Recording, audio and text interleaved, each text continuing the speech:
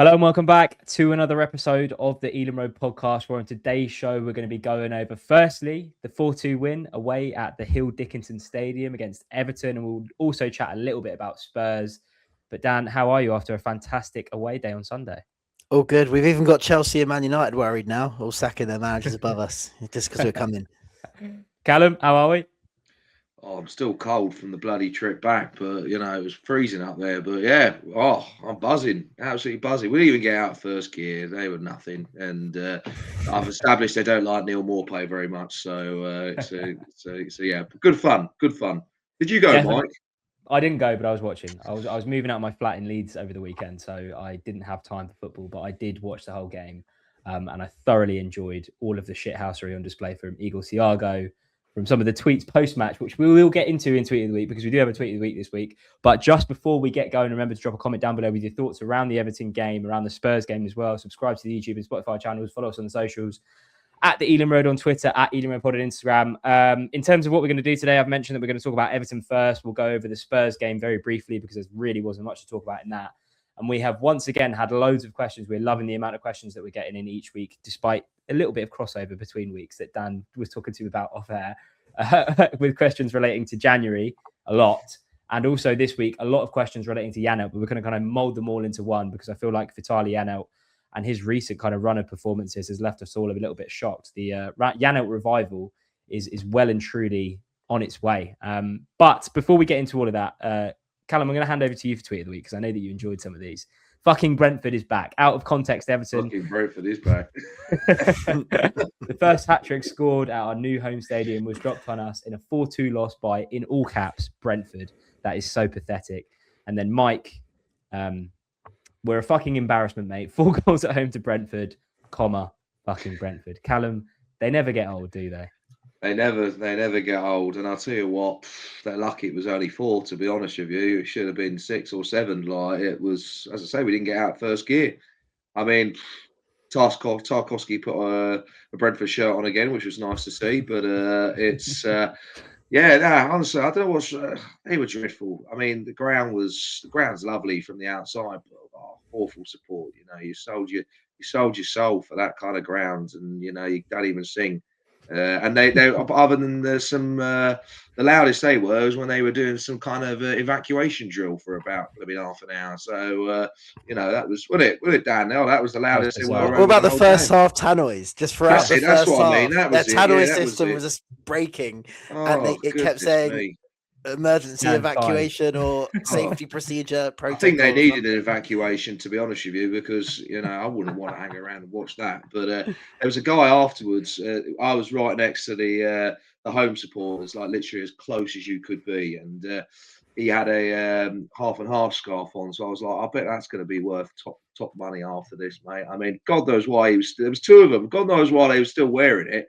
I would have left it on my seat if I'd. Well, number one, why have they bought one? And number 2, if I had one, not that I would, why am I taking it home with me when I'm 4-1 down at that period? Honestly, goodness gracious me. But yeah, fucking Brentford is back. Fucking Brentford is back. Dan, initial reaction. Dan's back in the lineup. What did you make of it when the teams dropped? And initial reaction to the result as well.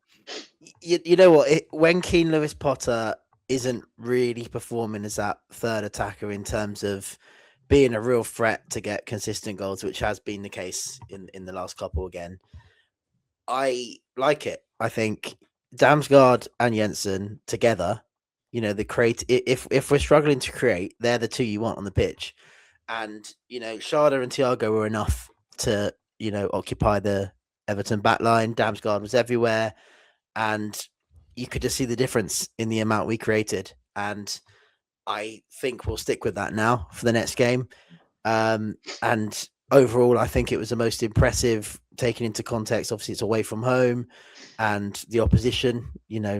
As much as Callum likes to say they're bad, they're not quite as bad as West Ham and Wolves. So they were good. I mean, do you know what? We were quite lucky, actually. I think, because looking back at the match of the day, which, by the way, I think it's a disgrace that we were as low down as what we were. I mean, Gabby Logan sorted it out, honestly. Why were we behind Leeds and Man United? What's that all about?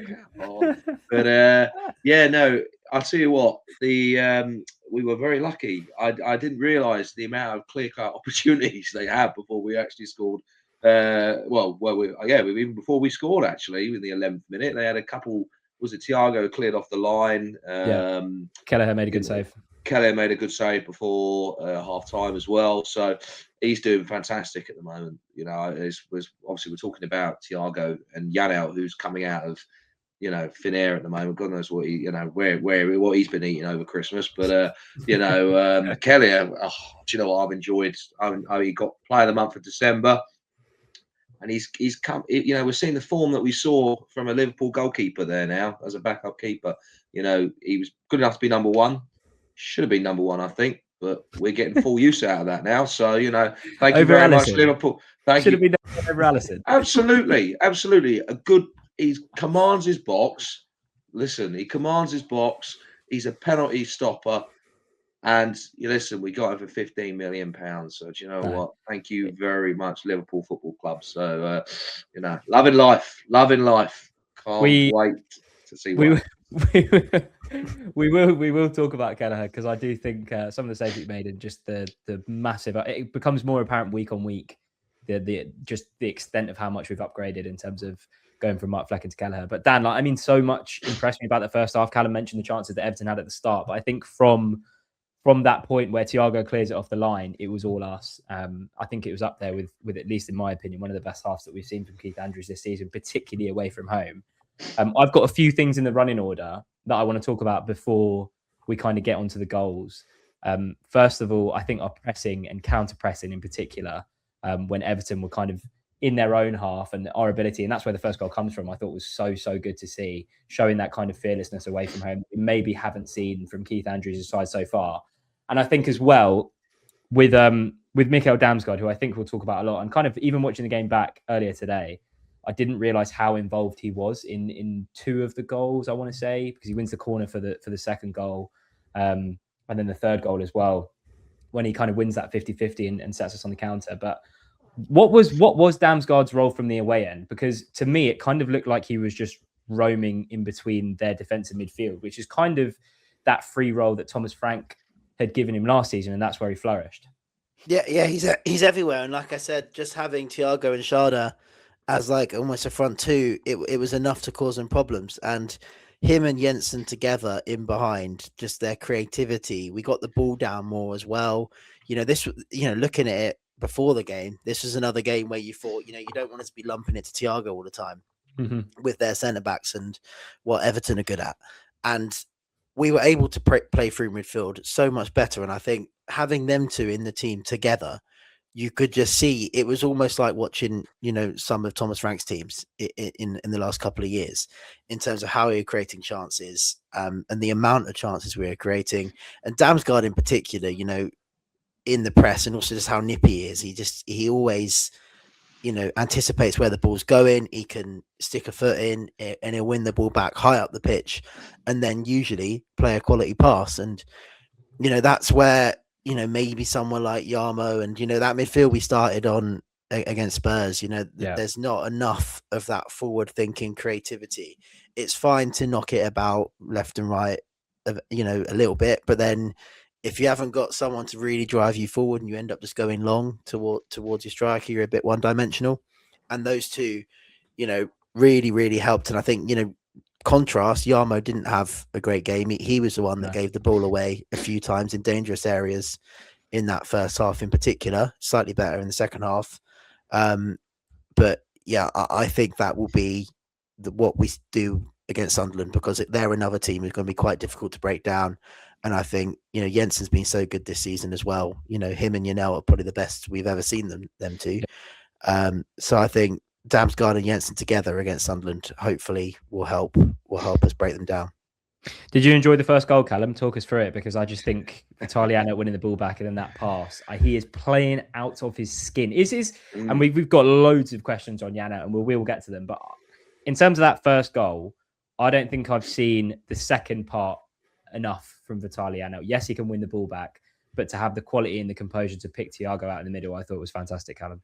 Yeah, absolutely. I must firstly thank the referee for not blowing up for a free kick, which was very kind of the referee, and secondly for Tarkowski for giving the ball to Janelt. So I can say thank you very much.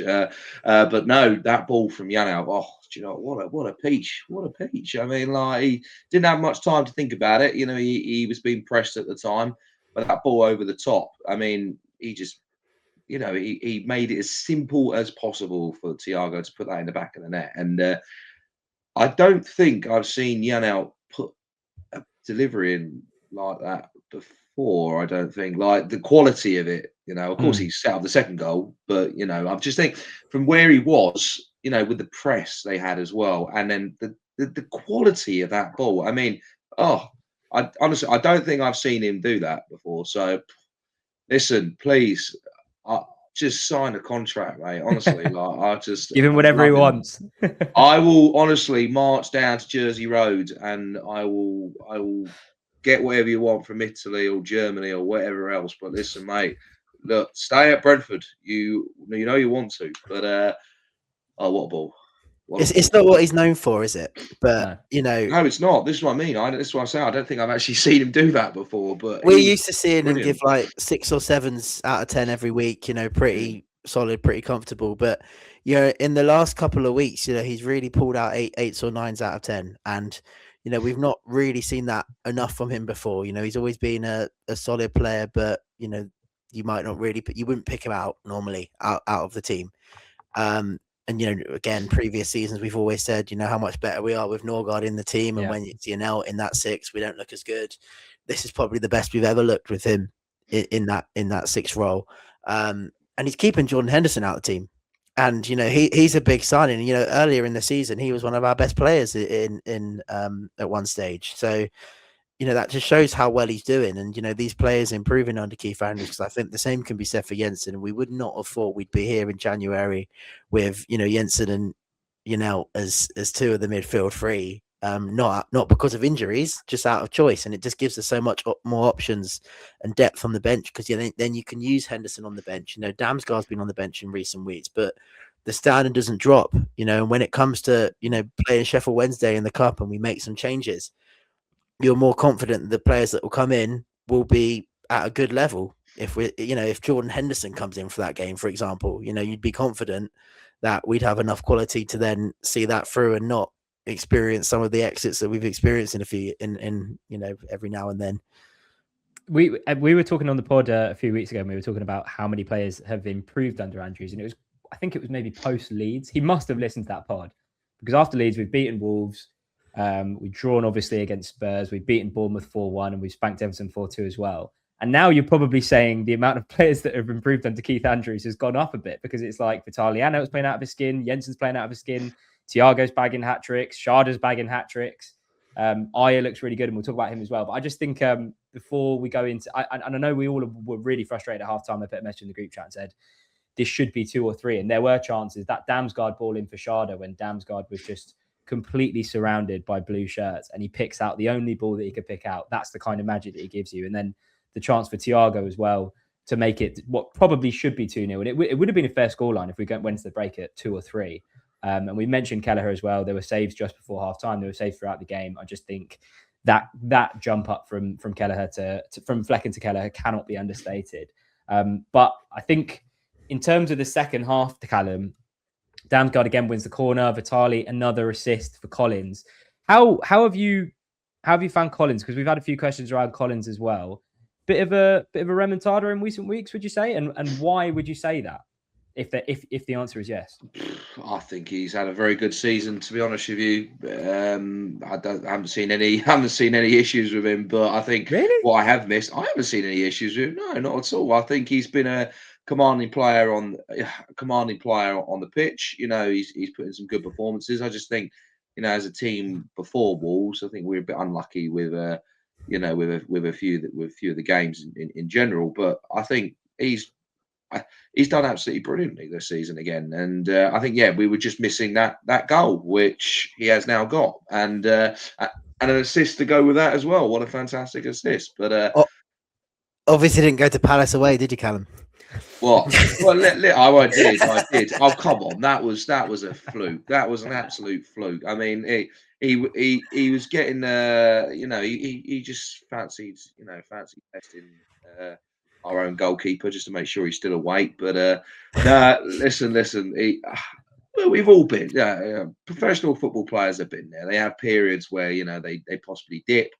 You look at Thiago. He hadn't scored for 4 matches, and everyone was like, "What the hell's going on?" And now he's like 3 goals in a game. I think and I think the difference he's with back again. Thiago is that throughout that 6-game goal drought, he was still playing well. I would go as far as to say, despite him scoring a hat trick against Everton, his best game of the season was against Bournemouth. But I made a video about potentially why it was going wrong for Keith Andrews post Leeds, and I said that the Collins drop off from last season has been remarkable because he's been a shadow of the player that he was last season, in my opinion. But it's only in recent weeks that and potentially with the new centre back pairing that we're seeing between him and Christopher Ajer, that I just think he looks much more assured in possession. He's heading balls out at a greater frequency than he was. He's not getting caught out as much as he was before.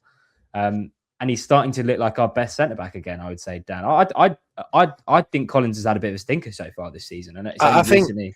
I think in possession is a key thing as well, because I don't think he's been good enough on the ball in certain games this season. You can argue that he's maybe not the only one. This Everton game, like I said, was one of the best examples of us actually progressing the ball through the midfield, not just, long and sometimes aimless passes that don't always work or don't always stick to Thiago. The way we created chances in this game was a lot better. I think he's definitely been less consistent this season, Collins. Yes, he still had, good performances here and there.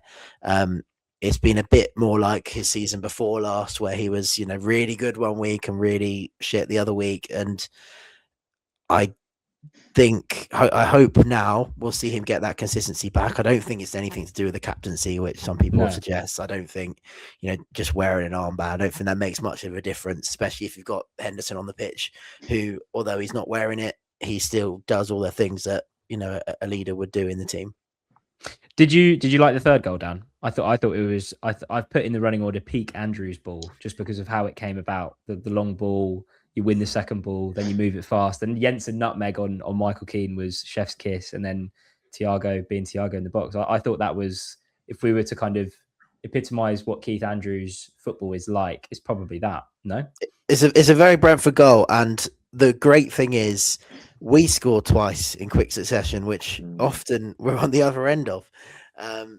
So yeah, it was amazing. I think Damsgaard initially won it back as well. And then the ball from Jensen, Thiago was good to leave it initially because I think he might have been slightly offside initially. Obviously, Schade took it in, didn't be selfish, didn't try and shoot, let Thiago take it. He was coming at it from a better angle, really good finish. And, even in those 3 or 4 minutes after half time, you're still a little bit nervous. Everton, we're a bit unlucky maybe not to score in the very last kick almost of the first half with Keller making a good save. You felt that they were going to put more pressure on us. Obviously, they had Beto and Barry up front. I can't believe we let them both score and we still won the game. If someone had told you that before the game, you wouldn't have thought it would be a good outcome. But again, even in those first few minutes, sometimes we come out slowly in the second half and they had a bit of pressure before we scored and, you're a bit nervous. But to get 2 goals in quick succession, it almost kills any momentum they had from, the halftime break and from the first few minutes. And, it really puts us in control as much as possible, because obviously when they do get one, we start to get a bit worried again, but that's just us as Brentford fans. We are just going back to the second goal. You put this stat in the chat. We are the last Premier League team to score from a corner this season at our 96th attempt, which is some doing. I also want to say big shout out to Thiago celebrating with Beto. I thought if he is going to be a shithouse from now on, I am all on board, because he was going at Tarky the whole game. He was going at Keane the whole game as well. But to give the opposition player a hug after you've just scored, I thought he's been watching Neil Moore play. I tell you, honestly, it's like that's what we need from a player. Like I feel like we don't have it enough. I feel when like in the middle of the game, when a decision goes your way, you want to get in the referee's ear, you want to put pressure on the referee, and I just think we haven't had that kind of player. But now we've got Thiago, and I must say we have actually seen a bit more of that from the whole team. Just getting in the referee's ear, just saying, look, that's a little niggly tackle. Maybe he should give a yellow card. Like I feel like, and I must say, Collins, I feel he has stepped up as captain this season. Like I actually think he's done very well. He's always the first one over to the referee if he doesn't agree with a decision or feels that maybe a yellow card should be issued or even like a VAR decision should be made. He's always the first one in the referee's ear, and we'll be there for a period of time. So look, I don't think he's had a bad season. I'm going to disagree with you both on that one. I think he's had a good season. And look, it's hard. I'm going to say it's hard being a captain, Dan. I'm not going to compare it with. I've been captain in many sports, but I haven't done professional. But it's not easy. It's not. I'm not saying easy. that. I just wouldn't put if he was to have any drop off of form, or if he has had a drop off of form. Obviously, we all have opinions on that, but I don't think that's down to the captaincy. No, as the reason. Where some people are saying that's the reason, but in terms of maybe like shithousery and things like that, in terms of what we did well against Everton, which we don't always see enough as well, is when we're winning, we don't wind the clock down like some teams do, and I thought we did quite a lot of that in the second half against Everton at times. And everyone does it. It's a really competitive sport. You want to gain advantages in any way you can, and you don't want to always be doing those things. But if everyone's doing it, you've got to take advantage of it as well. And if they had got to within one goal of us, the atmosphere there probably gets up, and then you worry about whether we would really be able to see it out. So I thought we did really well in terms of just killing a bit of time towards the end.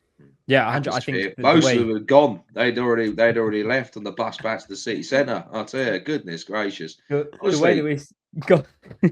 No, honestly, they'd already. They were all marching out, and they just scored. I'm thinking, flipping heck, we still got half an hour left this game, or 45 minutes. No, 40 minutes. They could still get back into it, and when they scored, I thought, flip, here we go again. It's like Bournemouth again, isn't it? Like it's.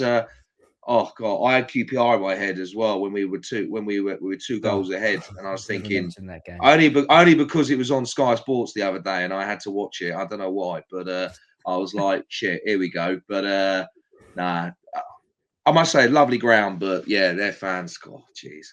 What's the QPR? Fucking Brentford. No, not QPR. I'm just saying. I'm just comparing. I'm just comparing that. Honestly, I was thinking, here we go again, but. No, we did waste a lot of time. We broke the game up really nicely and had a few decisions go our way. And yeah, very happy. It was well saw out. 100%. It was well saw out. But I mean, Callum, when Thiago goes through on goal, are you confident that he's scoring? And second of all, should Carlo Ancelotti be looking at that hat trick and thinking we've got our number 9 for the World Cup? 2 questions for you, Callum. Cool. 2 blooming good questions. Number 1, no, I wasn't confident because when you've got too much time on your hands, where you're like, oh blimey, what do you do with this?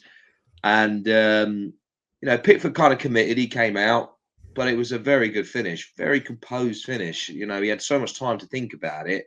He just dinked it, and and the angle I was at, I thought, oh shit, he's missed this because he's literally he's put it right in the corner, like in the opposite corner. And the angle was out. I thought, oh, this is going wide, but fantastic finish. Should he go to the World Cup? Well, I was talking about this on TalkSport last night, and I said, bloody hell, I said, of course he's got to go to the World Cup, but is he going to get picked? That's the problem because he's bloody playing for us. But it's, he's got to go. He's doing all the right things because there's no way they're not. I think they were looking at him before, but going and ending a 6-game goal drought with a hat trick. He's on course to score 20 goals in the Premier League. There is, oh God, the things. It's unimaginable to think that we could have. Unimaginable. If he got in the squad, you've seen what it does to a club, the level of support it brings. I look at, when Brighton brought in when Matoma and everything like that, the kind of caliber of the fans, Japanese fans start coming in, just starting supporting the club because of, the kind of player they had there. And you think Brazilians, I mean, we're blessed where we are, you fly right over the stadium. It's the last ground you see, it's the best club in West London. So, it's, that'd be great. Ancelotti, listen, it's nice and easy. Flying from Rio, wherever you're from, come into Terminal 5. I'll come and pick you up. We'll go down to Jersey Road and we'll go and watch a game. So there you go. Just in case he's listening. Yeah, just to get. Yeah, well, obviously he's listening, Dan. Fucking hell. I've got the players here. I think we talked about Damsgaard. I thought he was immense on and off the ball. Hickey, I thought quietly had a very good game at left back. Yarmo was definitely off it. But we're going to talk about all these players in a bit more detail when we get to the questions. But before that, Dan, Keith Andrews giving it to the away end at the end. Big old fist pumps. What was that like? Did you feel anything? Just talk me through it, because I tweeted. I don't think we've seen him do that so far yet. No, I'm really pleased with him. He would have known the away record wasn't good enough, and we've been here under Thomas Frank as well. And I think it's time people just embrace him, because we're doing really well. You just have to look at the table. We're doing really well. Thomas Frank's name used to get sung at every game. Keith Andrews, there was a period where it started to get sung, but more recently it's gone down. It's gone again, really. But I think he deserves the credit. No one, we wouldn't have predicted that we'd be here right now. And I know it's really tight, and if we'd lost that game, it would have been like 12th or 13th, but that's still okay. And I thought it was a real breakthrough game in a way. In the way we played, and beating a decent team away from home at a relatively tough place to go. It's not often we win up north, so I'm really happy for him. And with our games coming up, hopefully we can kick on. And it's hard. It is hard replacing Thomas Frank, because there's only two things in my mind that can really put him in the same level as Thomas Frank in terms of how we think of him, and that's if he wins us a cup or gets us into Europe. If he doesn't do either of those two things, I feel like Brentford fans will always see him as just the guy who came after Thomas Frank, and that's tough. That's not easy. Not his fault either. Easy. Yeah, it's not his fault. Exactly. But it's people might listen to that and be like, that's just ridiculous, ungrateful kind of thing. But to Thomas Frank, and it's to no fault of Keith Andrews, Thomas Frank is the one that brought us to the Premier League. So we're always going to have that, where it's maybe to kind of get that same admiration from the fans, he will have to do something truly spectacular, which, I mean, you could argue is a greater achievement than even getting Brentford promoted to the Premier League, is finishing in Europe or winning us a domestic trophy. Can someone make a song for Keith Andrews that isn't "We've Got Super Keith Andrews"? Because we were chatting before we started recording, and it doesn't quite have the same ring as "We've Got Super Thomas Frank." So that is our task for the audience. Can we make up? And we're not the most inventive bunch when it comes to songs, as Dan pointed out before we started recording. But speak for yourself. I'll come with one next week. Jordan's very good at stuff like this. Honestly, I've never seen someone so happy with a song that he's made up has caught on for Yarmolic. So it's Jordan, if you're watching, mate, get to work. But no, I do agree. We need to change it up a bit, or maybe even Keith. If you want to come on, you want to give us a few little tunes, then we can work with it. So yeah. Now, do you know what? I'm so pleased when I saw that reaction from him. You could see the passion and how much it meant. I said last week the only thing I think was missing so far was a few more wins this season, and to go and do it, in that fashion, in a brand new stadium, in a place. Everton, we've always struggled with. We've only ever beaten Everton once in the Premier League, and that was even against 9 men. So, to go there comprehensively, beat them, it's fantastic. Really, really good. And I came back a very, very happy man yesterday, apart from the fact that I've got the Everton flu. So I do apologise if anyone's picking up that interference in the background. But yeah, very happy. Very, very happy.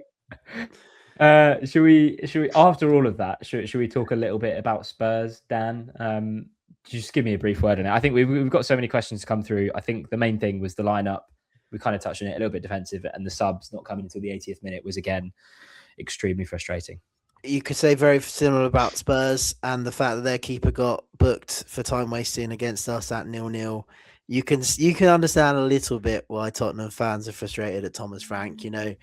We know him, and we know that he'll try and add layers as it goes on, but clubs like that aren't patient enough to wait out that period until he's able to do that and able to sort the attack out. And it was very cautious from Spurs. It was very cautious from Keith Andrews as well. Damsgaard on the bench never came on. He's someone you want on the pitch to try and unlock something. I think the best way to describe it is if you cloned us and we played against ourselves, I think the game would look pretty similar to how it looked. And, it was just both teams cancelling each other out. I would say we're slightly better than them. Yeah. And if anyone deserved to win, it should have been us. But ultimately, neither side done enough to win that game. Your thoughts on Thomas Frank, Callum? I don't think we've had you on when we've spoken about Thomas Frank. Are you surprised with how it's going for him at Spurs? And we are now fast approaching, I would say, a world where Keith Andrews outlasts him at Brentford. Surprised Thomas Frank's not been fired already, personally, but and that's not as an insult at all. But I just feel Thomas, he crossed the line the other week where he started calling out the supporters. He did that with us, and our fans are a bit more forgiving than the Tottenham fans are. So as soon as he did that, I tell you, he was on borrowed time after that. And I love Thomas. I think, we can't forget what he did for this club. But I said at the time, it's a bad decision going to Tottenham. I can see why he did it. But don't get me wrong, fantastic stadium. And, but apart from the stadium and the lovely training ground, what have they got? They've got nothing. All right, they won the European, Europa League last year, but that was because no Champions League sides fell down for the first ever time. Otherwise, they wouldn't have won it. The standard of the competition was dreadful, and I just it's papered over the cracks that was there from last season, and he's taken that on. And look, they're not conceding goals, but they're not scoring goals. And I just thought last week that was such, as Dan says, such a typical Thomas Frank performance when he says before the game, just sit up, sit back, waste time. It was a boring game to watch, wasn't it? I didn't see, we struggled to break through them.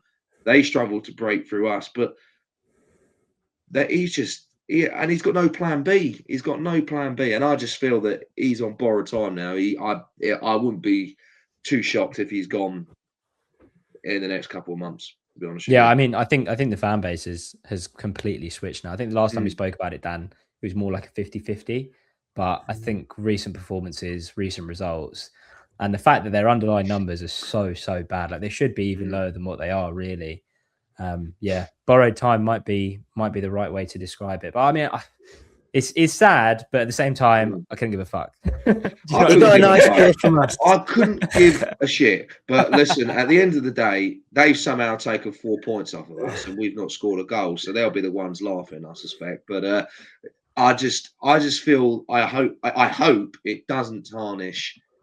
I hope, he always talked about getting the Denmark job. He spoke very, very highly of it. I look back to when he very generously did something in COVID where he got, as we're talking right now, he came on and spoke to fans, and he spent hours answering questions from his living room in Denmark in COVID. And he got asked a lot about what it would mean to manage Denmark. And I just hope whatever happens at Tottenham, that doesn't tarnish his opportunity to manage that in the future. Because I would love him to go and do that personally. I think he will. I think he will. I think he will. He's, but I feel that whatever happens with Tottenham, he should take a bit of time out afterwards, have some time with his family, and then go and get that Denmark job, or even come back and work under Keith Andrews. I mean, I wouldn't mind that. Should we move on to some questions? Adam on Twitter, Dan, is asking, a lot has been made of Damsgaard's recent omissions from the starting 11. With such a positive performance yesterday, can we put this down to really clever squad rotation by Keith over the very busy winter period?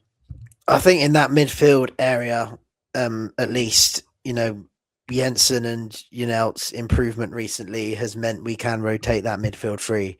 And, the midfield is the engine room. That's where you probably need players to be at their sharpest. And I think it is really helping us.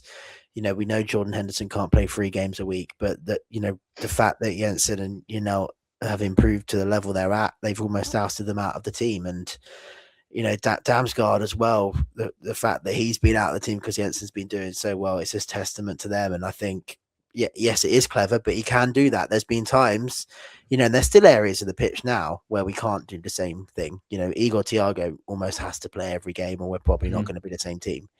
But it just shows what you can do with a bit of depth. And Keith Andrews does seem quite good at knowing which games to bring in which players. Obviously, he gets it wrong sometimes, but I like the fact that he's rotating that midfield. And, at the moment, on any given day, you would trust any of them out of those 5 or 6 midfielders we got. And I think as well, obviously we all want Damsgaard to play because we all think, well, at least I think he's the best player in the team. Obviously last season was the best player in the team. But what I think as well at the same time, like you can think both the same things, to have that competition and to have players disappointed that they're not playing every week is maybe something that we've lacked previously when we've been in the Premier League. When we've got the competition for places and we've got Damsgaard sitting on the bench looking pissed off at full time because he's not come on against Spurs. That's only because I felt like he was playing with a point to prove against Everton. It was like every time he got the ball, he was looking to make something happen. But that's what you want, I think. And I think rewarding good performances as well. So Yeah. Jensen, rather than bringing them in for a game, they do really well, and then they're back on the bench next week because they're second choice. It shows that you can progress from being a substitute to getting a run in the team, and then you're fighting to stay in the team because the guy behind you was in the team before, and he's also a very good player, and it just raises competition and hopefully raises everyone's levels. And if you're playing well, you do deserve to start the next game. Keane Lewis-Podd got a hat trick, got the next couple of games in, didn't really kick on from there. So now he's out of the team. Damsgaard's back in. I fully expect Damsgaard to play on Wednesday. Callum, I'm going to throw this one to you, given your Champions League musings last week. PJ Sutton on Twitter is asking, when is the right time for Europe? Have we cemented our Premier League status? And is the time now coming that we go to the next level? And when will others finally accept that we are a club that others should be proud to follow? Callum. God, what a question! I tell you, I must say before I answer this, some very good questions. So I respect. Just buying yourself time here. Goodness gracious, God, my memory's not that good. But right, so are we? I think we are very much ready for the European adventure. Only one Champions League now. There you go. No, I feel you look at the Premier League this year, and I feel it's been threatening for a while that the so-called top six have been struggling, and this year is so evident because you look at the gap between fourth position all the way down to Bournemouth, and it's only something like 8 or 9 points. Yeah, it's silly, and people are taking points from fifth to 14th. Yeah. There's 4 points that separate them. Wow, incredible! I mean, I've never seen anything like that in the Premier League before. And I think it just shows the caliber of what the Premier League is like now. And, what I like is we're going under the radar. People really aren't talking about us in Europe, to be honest with you, other than the bookies that have really dropped us. But I think we are ready. What was the other bit of the question? That was a bloody long question, Mike. Goodness gracious. Have we cemented our Premier League status? Yes. Is now the time to go to the next level? Yes. When will others finally accept that we are a club that others should be proud to follow? Oof. I do think about the last part of the question. I think about the last part of the question is that, like, you see West Ham struggling, you see Everton, well, not struggling, but West Ham in particular, fans of that club must just look at plucky little Brentford and just think, why can't we be like them? You know what I mean? It must be so. They are a gargantuan club compared to the size of Brentford, yet consistently since we've been in the Premier League, I think we've finished above them on every occasion potentially. Yeah. I want to say maybe if it goes back to Moyes, but yeah, go on, Callum. A club like West Ham need to seriously just start again. Like, it's they've screwed themselves up. Get rid of the whole team. Do something like we did. I'm being serious. Do you remember when we started this whole thing with bringing in stats? We had a whole, we basically scrapped, a very, very successful team from the year before, bar, a few. And we changed the whole structure of how we did things. And it took a bit of time to grow. And, we had to be patient. But, I remember that first season we did it. We were top goal scorers in the league. I mean, the potential was there. And then we just grew. So, I think, they got a club like West Ham's got to seriously start again. Scrap get the owners out.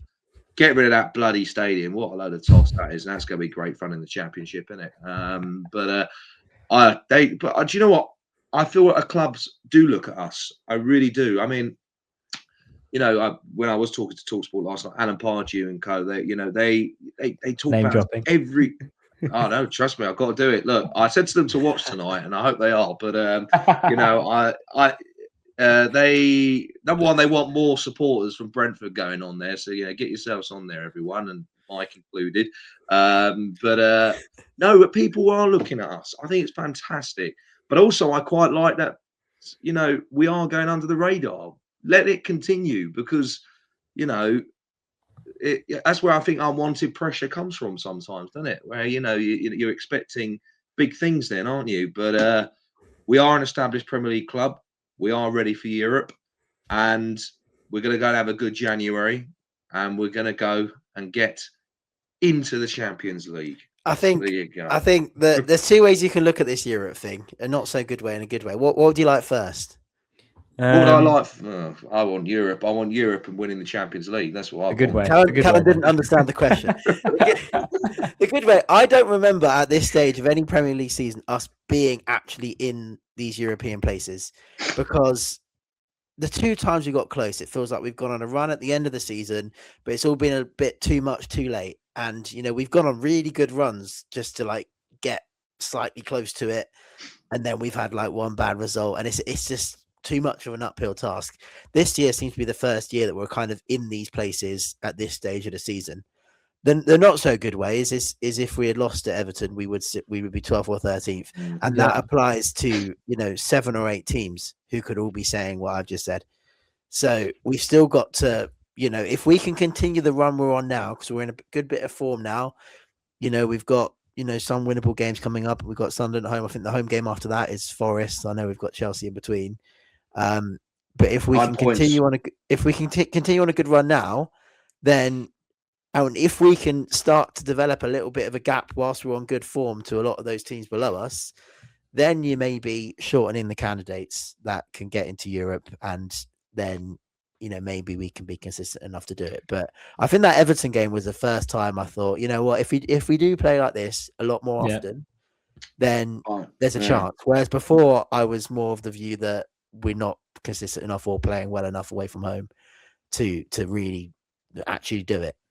But you never know.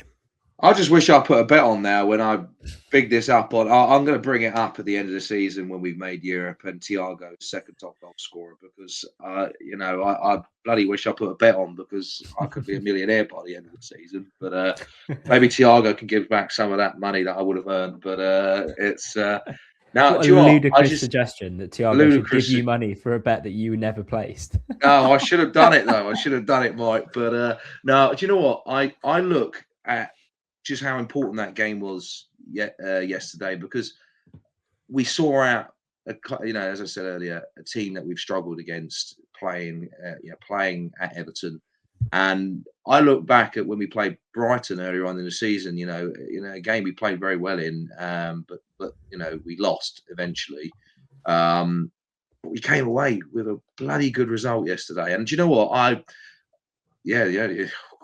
I'm excited. I'm bloody excited going forward. I hope they don't lose on Wednesday now. That will really put me in a bad mood. But no, it's I'm enjoying every moment of it at the moment. Really, really am. So we've got to have a level head, because if we had lost, I feel like this would have been a very different podcast. And it's only 3 points difference.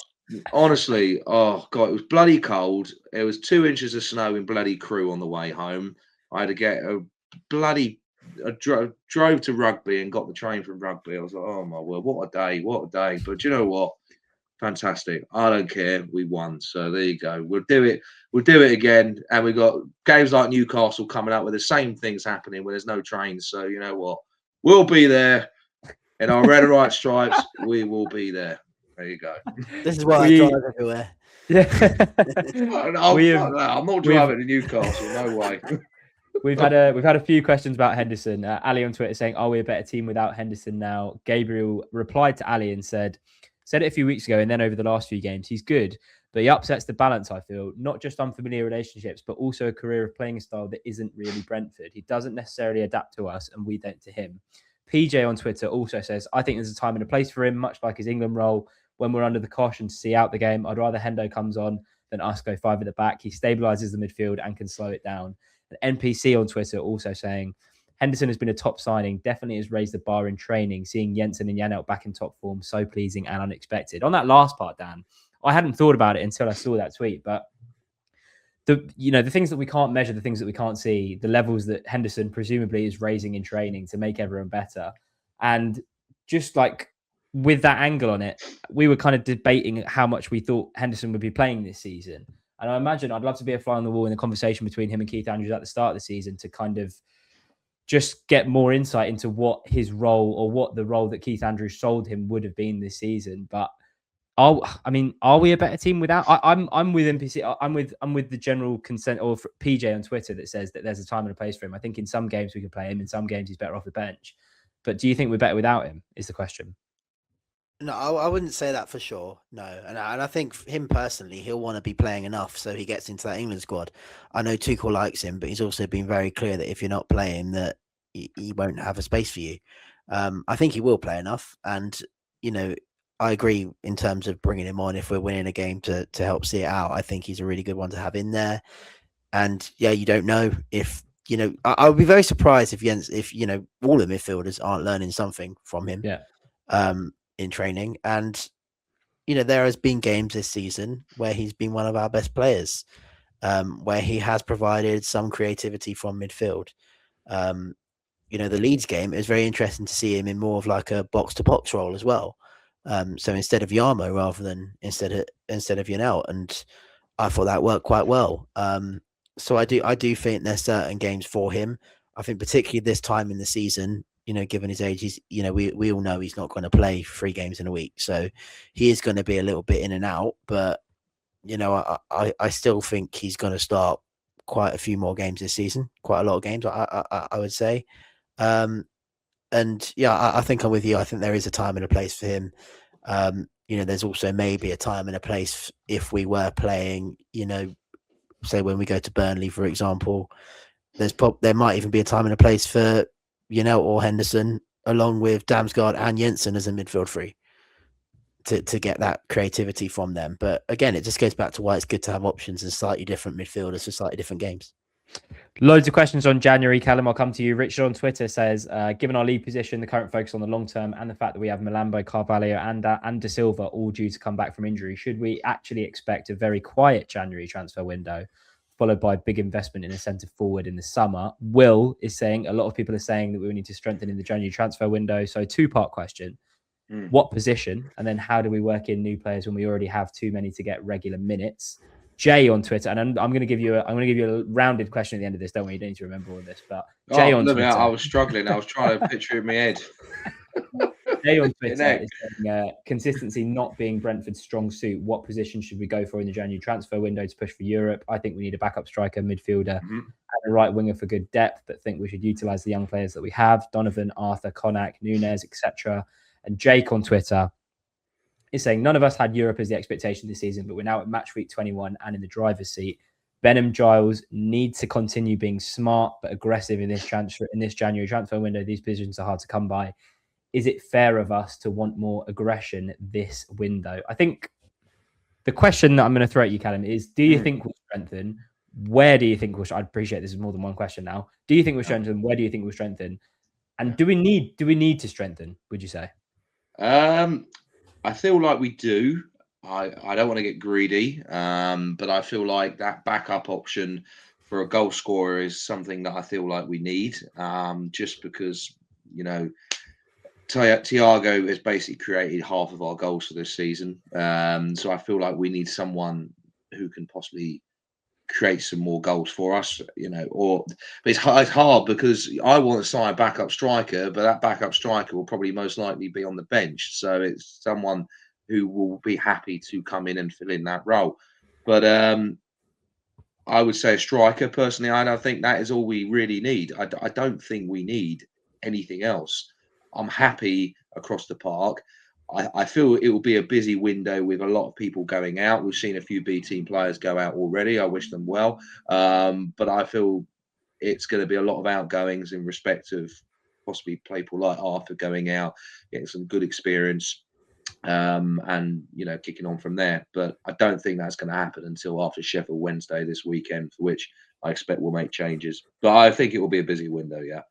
Dan, what do you reckon?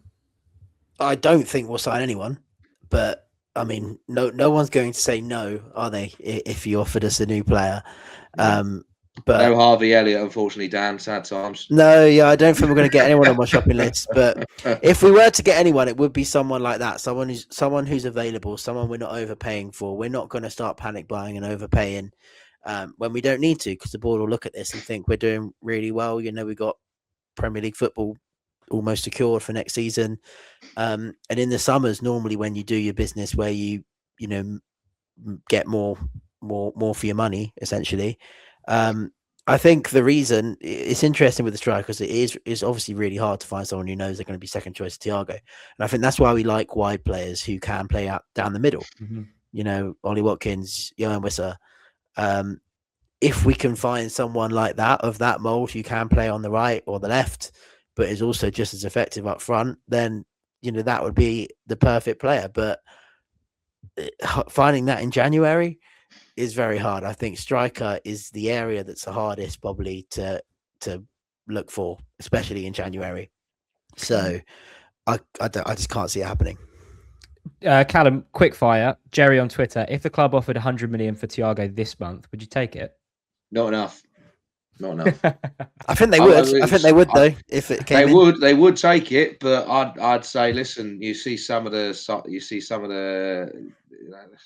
the money that is spent on players, and with the contract he's got on him at the moment, with the goals he scored halfway through the season, 15 goals, 14 Premier League, 100 million ain't enough for me. So 150, please. So now I feel like 100 million would certainly test the waters, and that's my worry. I seriously do worry that someone's going to come in for him in the window. That's not going to happen. No one's going to come in for him for 100 million. I've seen it in football before. We've seen it with Man City decide to pull out a last minute thing in January many years ago. Of course, that was when their ownership happened in the January window. But listen, if Brentford always said, there's always a price on the player. So, I don't want to see a player like Thiago go.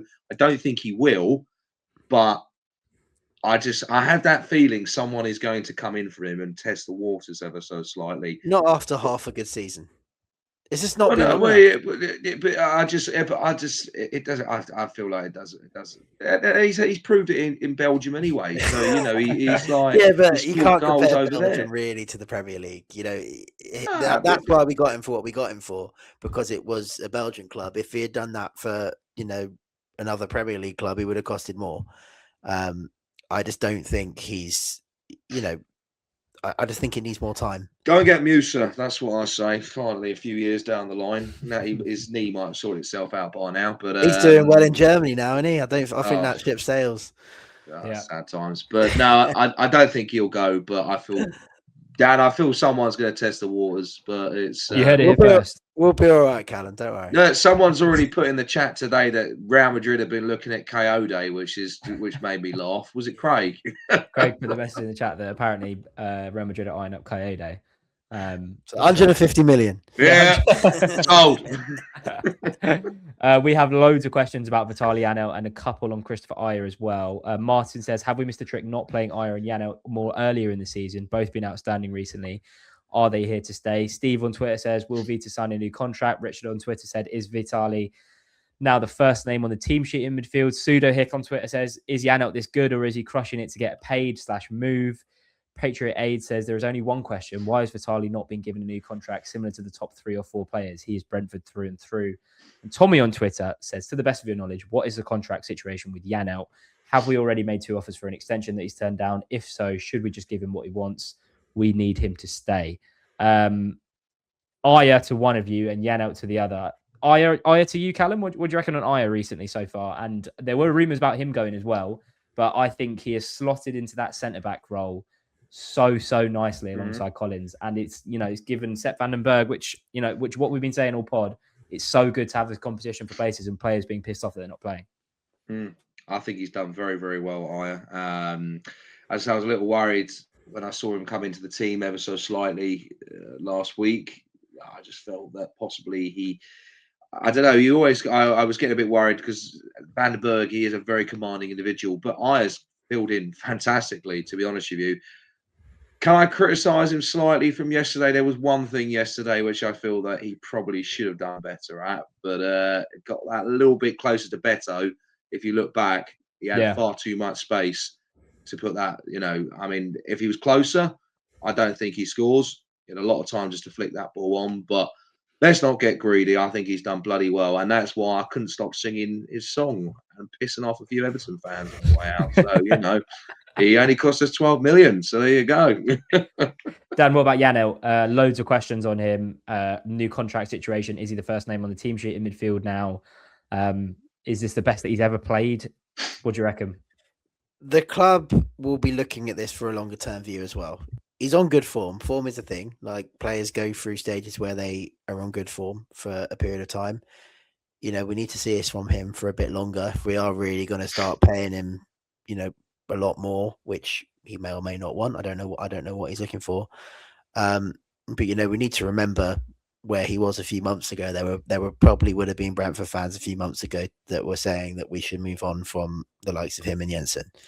So I'm not saying we shouldn't offer him a contract. I'm just saying, we shouldn't just base everything on the last month, because that wouldn't be sensible. And I don't think Brentford make decisions in that way. We don't know what he wants. It wouldn't surprise me if he wants to go back to Germany and play in Germany. And if he wants to do that, we're not going to stand in his way, I wouldn't expect.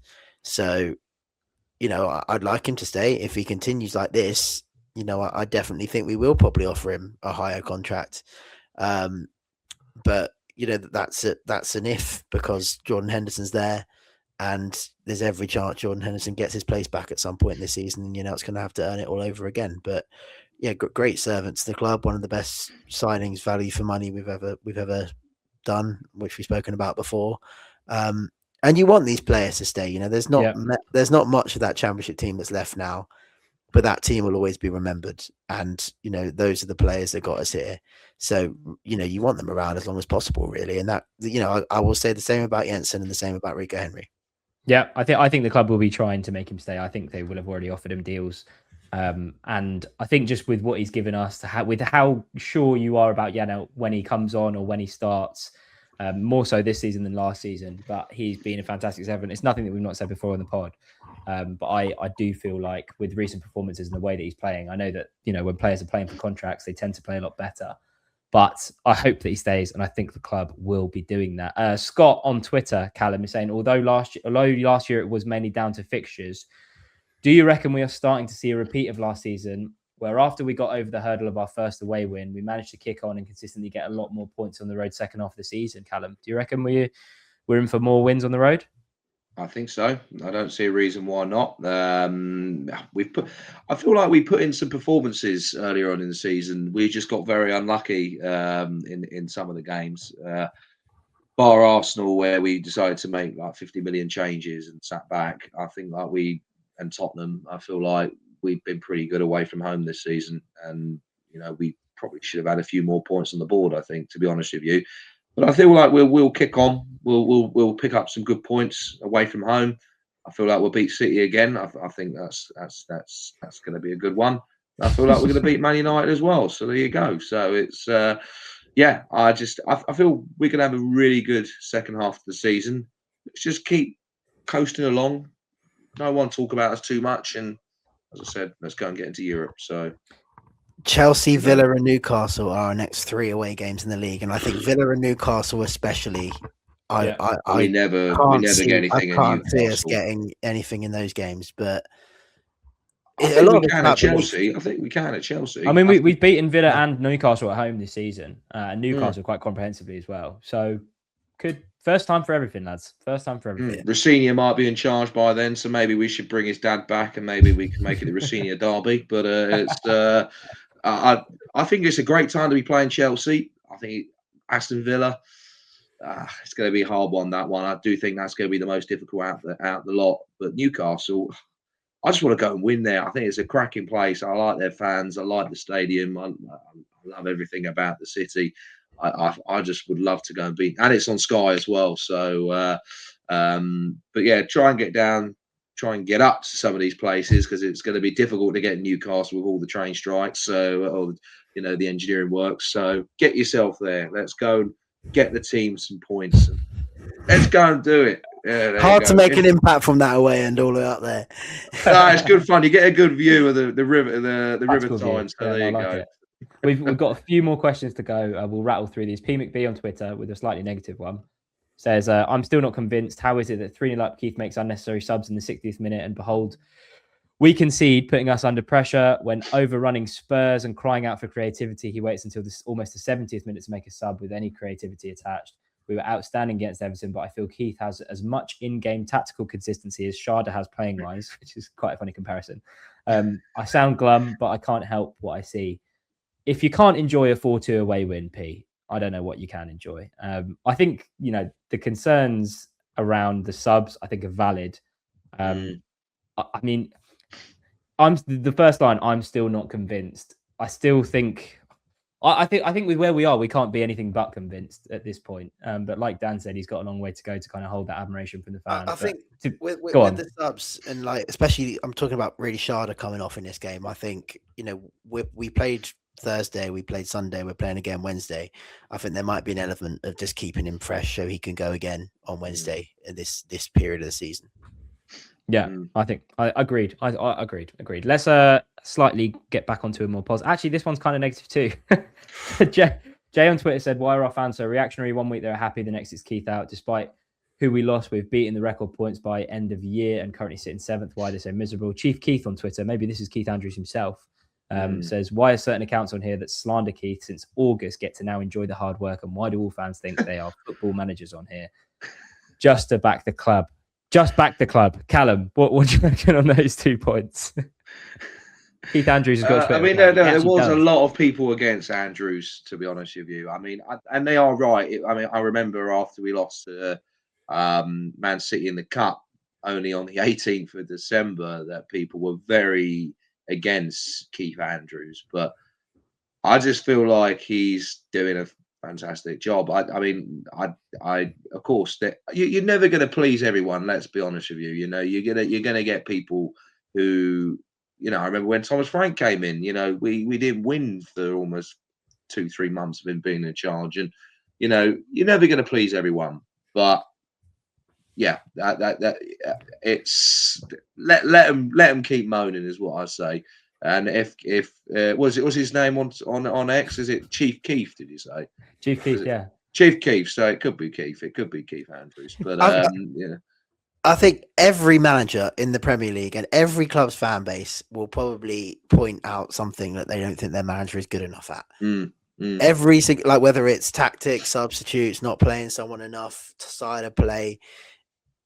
I would be very surprised if there's anybody who just thinks their manager's perfect. And I think that's true. There are going to be areas that Keith is better at than others. And, we think that obviously his use of subs sometimes aren't the best, but that's not a reason to sack him. That's not a reason to say he's doing a bad job. You can be doing a good job and still have things that you could do better. That's completely normal. And I think against Everton, especially, we saw some progress in the style of play. That's what we need to keep seeing. They're the types of performances we need to keep seeing to be convinced about him long term. But in terms of this season, I don't think anyone can say he deserves to be sacked or that he's not doing a good job, because he's doing better than any of us expected. And I think that's what we've always said. There's a difference between fair criticism of a manager, which I think is what we've done on the pod, and what people are saying about the substitutions and everything like that, and asking for a manager to be sacked after X amount of games. Persian Foot on Twitter, can we make a serious challenge for the top 6? Did Thomas Frank hold us back a bit, considering on paper last year's team was stronger? I was chatting to a Spurs fan today, and they were talking about, I was talking about the potential for an idea that, maybe week on week it's becoming more apparent that the things that made Thomas Frank successful at Brentford weren't necessarily so much about Thomas Frank, but rather about the recruitment structure and the management structures in place behind him. I also would caveat that by saying Spurs is an absolute fucking basket case club. And, there is an argument to be made that you might have been doomed from the start. But, I mean, it's difficult to say because, we're only halfway through the season. We're 7th, but it's very tight. We'll only be able to say yes or no come the end of the season. I still don't think we've played as good a football as we played under Thomas Frank last year. But like the tweet says, Callum, last year's team was stronger than it is this year on paper. Absolutely. So what do we think? Can we? Well, we already answered the question. Can we make a serious challenge for the top 6? Callum thinks we should be in the Champions League spots. But at this point in the season, can we say that Thomas Frank has held us back? I think that might be a bit too far. I think it is a bit too. Yeah, I think it's gone down. Go on. I think it's harsh. I mean, if you're looking for evidence of things, you can probably find it. If you look at the Championship team we had, and the fact that we didn't automatically get promoted with them, and obviously even the year before we got promoted, if you look at the individuals in that team, should he have won the league with that team? Because you see what they've all gone on to do and how good they have been in the Premier League, But I think they were growing as a team. I think maybe that extra year in the Championship helped us. And Thomas Frank did a hell of a lot better than a lot of managers who come up and don't change anything. He's adaptable, and that's what I like about him. And maybe that's what Spurs fans don't like about him, because Spurs want to be on the front foot in every game, whereas Thomas Frank's not going to work like that. He's going to adapt to the opponent. He's going to adapt to the strengths that they have at the time. But for me, I like an adaptable manager who's going to adapt to each game, because we can't beat Manchester City the same way as we're going to beat Burnley. You've got to play differently in those two games. I feel, to go back onto that question, Mike, I feel that Frank was also, I think he did a very good job with the amount of injuries we had as well. Let's not forget, last year and the year before in particular, I remember when we went to Sheffield United and we had to put a completely makeshift team together in December and we lost 1-0. And I think when you look back, that's probably what held us back ever so slightly, was the constant, we get a player back or two players back, they get quickly injured again. And he was having to change the team so often that that's probably what held us back, to be honest with you. And the momentum we have this year, or what we're proving at the moment, is that we've actually been incredibly lucky with our injuries and our suspensions. We've basically had nothing. So what I hope is that we keep these players injury free. It's not going to be easy. We're going through an incredibly intensive period at the moment, and it's probably not going to get much easier for another month or so. But we're going to have players coming back, and it creates an even bigger selection headache there. It's like when Diego comes back, does he go straight in? I'd probably say no. But yeah, I think Frank was very unlucky with injuries. That's what I'll say to that. Or was it his training methods? Controversial. We'll never know. We'll never know. Maybe if we get Frank on here at some point, we can find out for ourselves. Coming soon, exclusive. Breakfast and Brentford on Twitter, which is a great handle, says, is our success due to Chief Keith, or is it due to the quality of players, or both? I think it's both, but probably with good recruitment mixed in as well. Keith is doing a fantastic job at the moment. We've seen the adaptability that we were kind of looking for at the start of the season, the quality of players in terms of Igor Thiago stepping up, Jensen stepping up, Janelt stepping up, and also all hail Matthew Benham, the king of Brentford, and the reason that we're here in the first place. Callum, Sunderland. Yeah. Right, I'm going to tee you off because we've been going on for almost an hour and 10 minutes now. I think it's great. I think that, you can thank the questions for that. Keep them coming. I tell you, I love them. It gets my head going, but it's but we're almost at 8:30 now, so yeah. I mean, is there any more, Mike? I'm quite. I still need to edit this and eat my dinner. So you're going to Callum. Come on, close it out. Oh, God. Callum, Sunderland on Wednesday, managerless Man United away at Burnley, Chelsea away at Fulham. If all goes our way on Wednesday night against Sunderland, we could end the evening in 5th. How are you feeling ahead of it? I'm going in with full confidence that they're going to be a difficult team to break down. They don't concede many goals. They're a fantastically run club, as they proved this season. So, but we were very unlucky when we went there early on in the season, and I think we would have beaten them if it wasn't for that missed penalty, from Sade. So let's go and beat them. I have full confidence we're going to beat them. They've got a lot of players missing from the African Cup of Nations, of course. They're not scoring many. They aren't conceding many. So, let's go get a good early goal as we did against Bournemouth.